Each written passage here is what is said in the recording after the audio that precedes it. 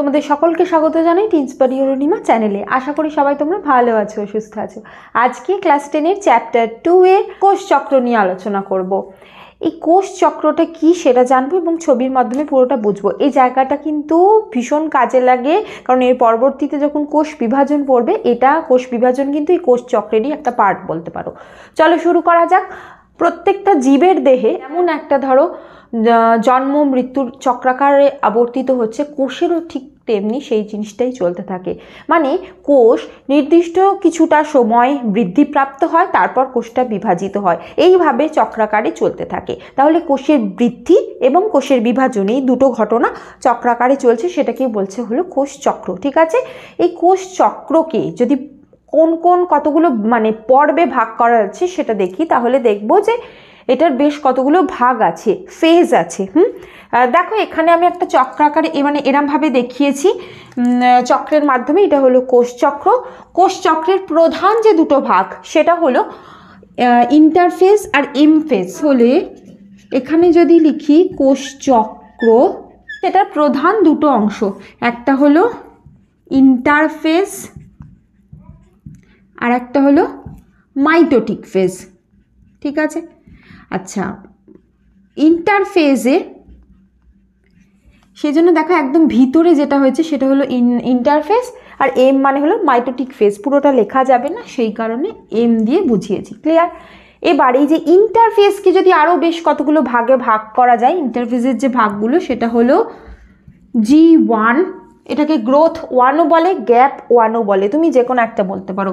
S দশা মানে synthesis দশা, আর G2কে গ্যাপ 2 বা গ্রোথ 2 যে কোনো একটা দশা বলছে। ঠিক আছে, তাহলে ইন্টারফেসের তিনটে দশা, G1, S, G2 দশা। প্রথমটায় আসবো যে G1।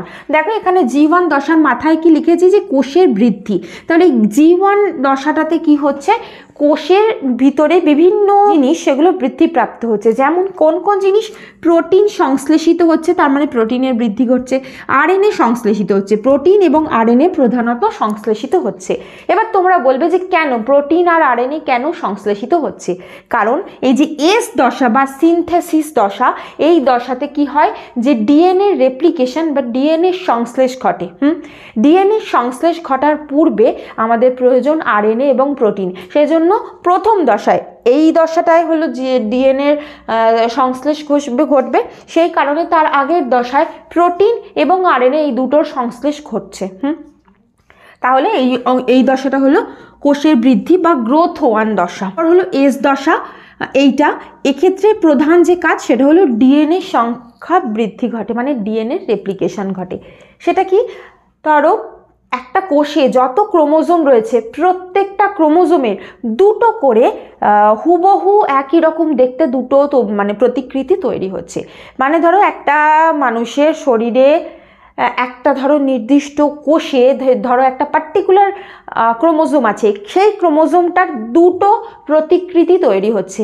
মানে ধরো তোমার কাছে ধরো একটা নোটসের একটাই আছে, তুমি সেই নোটসটাকে গিয়ে একটা জেরক্স করলে, জেরক্স কপি যেই তৈরি করলে, তাহলে তোমার কাছে এখন দুটো আছে, একটা মেন আর একটা জেরক্স। কিন্তু যদি পাতার কোনো কোয়ালিটির মানে পার্থক্য না থাকে, তাহলে তোমরা কি এই দুটোর ভিতর বুঝতে পারবে যে কোনটা জেরক্স আর কোনটা মানে আসল?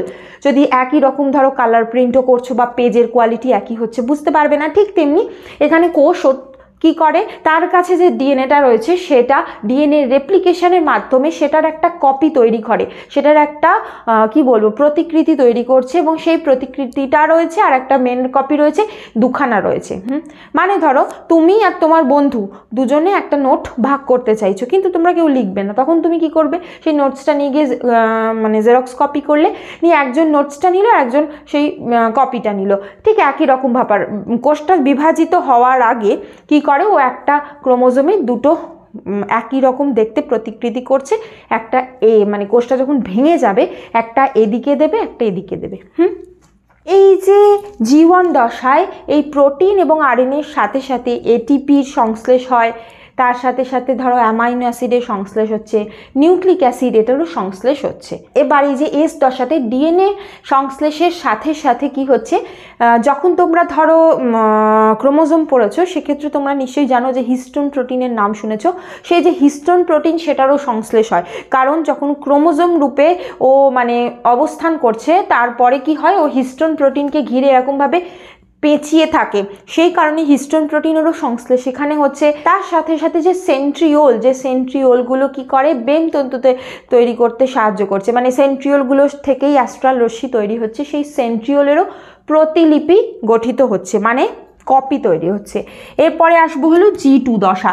এই G2 বা গ্যাপ 2 বা গ্রোথ 2 যে দশাই বলো না কেন, এটা কি হয়, মাইটোসিসের জন্য চূড়ান্ত প্রস্তুতি হয়।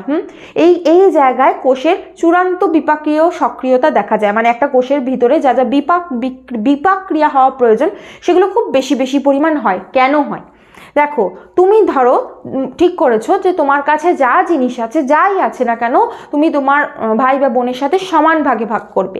এবার সমানভাবে ভাগ করার আগে কি দেখবে, যে সব জিনিস যাতে তোমার মিনিমাম দুখানা করে থাকে, তবেই তো সেটাকে ভাগ করতে পারবে। তার সাথে সাথে তুমি সেই জায়গায় কি চেক করবে, যে যখন ভাগ করার আগে যে তোমার কাছে যে জিনিসগুলো আছে সেগুলো যাতে ডিফেক্টিভ না হয়, সেগুলো প্রপারলি ওয়ার্কিং, সঠিকভাবে কাজ করছে এমন জিনিস হয়, সক্রিয় জিনিস হয়। সেই জন্যে সেম জিনিসটাই এখানেও করে। এই G2 দশাতে কি হয়, G2 দশার পরেই তো ওরা এম ফেজে বা মাইটোটিক ফেজে ঢুকে যাবে। সেই জন্যে মাইটোটিক ফেজ মানে ওখানে গিয়ে কোষ বিভাজিত হবে। বিভাজনের আগে ও ফাইনাল রাউন্ডে চেক করছে যে সেই কোষের ভিতরে ক্রোমোজোমে কোনো রকম কোনো ডিফেক্ট আছে কিনা। সেই জন্য এই দশাতে সবচেয়ে বেশি বিপাকীয় সক্রিয়তা দেখা যাচ্ছে। ও বারবার চেক করে যে ক্রোমোজোমে কোনো ডিফেক্ট আছে কিনা, বা ধরো সেই ক্রোমোজোমের সাথে সঠিকভাবে হিস্টোনের উপর প্যাঁচ ঘটেছে কিনা, এই সমস্ত কিছুই চেক করে। তার সাথে সাথে আরএনএ এবং প্রোটিনেরও সংশ্লেষ ঘটছে। ঠিক আছে, এবার আসবো মাইটোটিক দশা। এই যে মাইটোটিক যে দশা, এইটা হলো কোষ বিভাজিত হচ্ছে। এই মাইটোটিক দশার দুটো ভাগ আছে, একটা হলো ক্যারিওকাইনেসিস আর একটা হলো সাইটোকাইনেসিস। এখানটা হলো সাইটোকাইনেসিস। ঠিক আছে, আচ্ছা, ক্যারিওকাইনেসিস এই নামটা মানে হলো, এটা হলো নিউক্লিয়াসটা বিভাজিত হচ্ছে। কোষের ভিতরে যখন বিভাজন ঘটে, প্রথমে নিউক্লিয়াসটাকে যথাযথভাবে বিভাজন ঘটে, মানে দুটো ভাগে ভাগ হয়ে যাচ্ছে, তারপরে সাইটোপ্লাজমটা ঘটে, সেটা হলো এই সাইটোকাইনেসিস দশায়। ক্লিয়ার? এবার এই যে ক্যারিওকাইনেসিসের আবার বেশ কতগুলো ভাগ রয়েছে, যেমন ধরো প্রোফেজ, আমি ছোট করে লিখছি, মেটাফেজ, অ্যানাফেজ আর টেলোফেজ। এই যে প্রোফেজ, মেটাফেজ, অ্যানাফেজ আর টেলোফেজ, এই চারটে দশার মাধ্যমে হচ্ছে ক্যারিওকাইনেসিস। এই চারটে দশার মাধ্যমে নিউক্লিয়াসটা দুটো ভাগে ভাগ হয়ে যাচ্ছে, আর তারপর হলো সাইটোকাইনেসিস। এবার দেখো এখানে যে ছকাকারে যে লিখেছি, প্রথমে এটা হলো কি ক্যারিওকাইনেসিস, আর এ পাশটা হলো সাইটোকাইনেসিস। আর ক্যারিওকাইনেসিসের ভাগগুলো যখন আমরা দেখব, এক্ষেত্রে দেখো প্রথম অংশটা বেশ খানিকটা অংশ হলো প্রোফেজে গেছে, কারণ প্রোফেজ জায়গাটায় কি হয়, কোষটা কোষের ভাগ শুরু হওয়ার সময় কি হয়, যে কোষের ভিতরে যে ক্রোমোজোমগুলো আছে সেগুলো খুব স্পষ্ট হয়ে ওঠে। কোষের এই ক্রোমোজোম থেকে জল বার হয়ে যায়, কোনো জিনিস থেকে জল বার হয়ে গেলে সেটার খুব ভালোভাবে দেখা যায়, মাইক্রোস্কোপের আন্ডারে সেটা খুব ভালোভাবে স্পষ্টভাবে দেখা যাচ্ছে। তার সাথে সাথে যে ক্রোমোজোমের যে ক্রোম্যাটিডগুলো একটার সাথে একটা এরকম পেঁচিয়ে যাচ্ছে, প্লেকটোনমিক কুণ্ডলী দেখা যাচ্ছে। তার সাথে সাথে এই যে প্রোফেজ দশা প্রোফেজ দশার শেষের দিকে গিয়ে কি হয়, যে নিউক্লিওলাস সেটা অবলুপ্ত হয়ে যাচ্ছে, আর নিউক্লিয় পর্দাও অবলুপ্ত হয়ে যাচ্ছে। এগুলো হলো প্রোফেজে ঘটছে। তারপর হলো মেটাফেজ। দেখো প্রোফেজের যে ভাগটা করেছি তার থেকে মেটাফেজটা কম, কারণ প্রোফেজ হতে অনেকটা সময় লাগে, সেই জন্য এই সেগমেন্টটা, এই ভাগটা বড় হবে। তার থেকে কম সময় লাগে মেটাফেজে, সেটা হলো এই অংশটা। মেটাফেজ সেকেন্ড ফেজ ক্যারিওকাইনেসিসের। আর এক্ষেত্রে কি হচ্ছে, যে ক্রোমোজোমগুলো যেগুলো, সেই ক্রোমোজোমগুলো সাথে বেমতন্তু যুক্ত হচ্ছে। আর তৃতীয় যে দশা এটা হলো সবচেয়ে ক্ষণস্থায়ী দশা। দেখো সেই জন্য এই সেগমেন্টটা সবচেয়ে বড়, তারপর এটা আর তারপর এটা হলো সবচেয়ে ছোট। অ্যানাফেজ সেগমেন্টটা সেজন্য সবসময় যখন আঁকবে এটা সবচেয়ে ছোট দেখাতে হবে, প্রোফেজ অংশটা সবচেয়ে বড় দেখাতে হবে। এগুলো কিন্তু যেভাবে আঁকা হয়েছে এটার কিন্তু প্রত্যেকটার একটা মানে আছে, নিজের মনের মতো এঁকে দিলে হবে না। জি1 দশাটা হতে বেশ যথেষ্ট সময় লাগে, এসটাতেও তাই, জি1 থেকে কম, আর জি2টাও প্রায় জি1 মতো কিন্তু একটু কম। আর এক্ষেত্রে এই যে এম দশা যেটা মাইটোটিক ফেজের ভিতরে যে প্রোফেজ এটাতে সবচেয়ে বেশি সময় লাগছে, আর সবচেয়ে কম সময় লাগে হলো এই অ্যানাফেজ দশাতে। অ্যানাফেজ দশায় কি হচ্ছে, এই যে ক্রোম্যাটিডগুলো এরকমভাবে যুক্ত হয়ে যাচ্ছে বেম তন্তুর সাথে, এরকমভাবে এই বেম তন্তুগুলো এগুলোকে ওপর দিকে টেনে নিয়ে যাচ্ছে, মানে দুটো মেরুর দিকে টেনে নিয়ে যাচ্ছে।